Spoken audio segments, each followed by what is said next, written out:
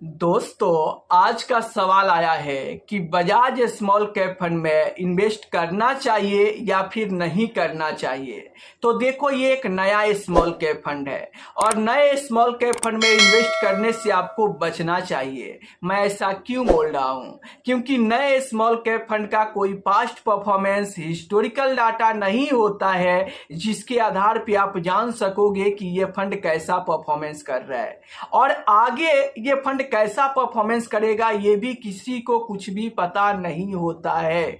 इसलिए आपको नए स्मॉल कैप फंड में इन्वेस्टमेंट ना करके अगर उसी कैटेगरी के पुराने स्मॉल कैप फंड में आप इन्वेस्टमेंट करोगे तो उसका हिस्टोरिकल डाटा, उसका पास्ट परफॉर्मेंस आपको देखने को मिलेंगे जिसके आधार पे आप जान सकोगे कि आगे वो फंड कैसा रिटर्न बना के दे सकता है। तो अगर कोई ये स्मॉल कैप फंड पिछले 10 साल से लगातार अच्छा रिटर्न देते हुए आ रहा है तो आप वहां पे इन्वेस्टमेंट करो। अगले 10 साल में भी वो आपको बेहतर रिटर्न निकाल के दे सकता है।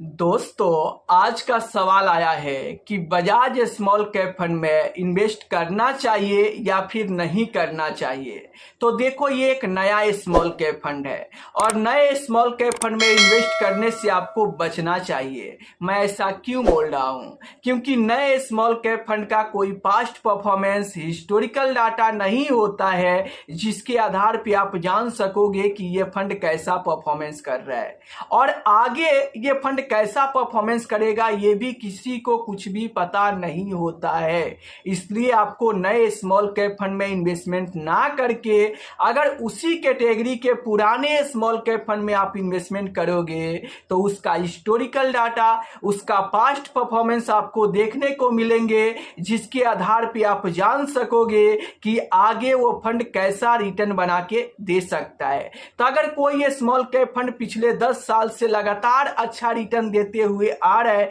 तो आप वहां पे इन्वेस्टमेंट करो।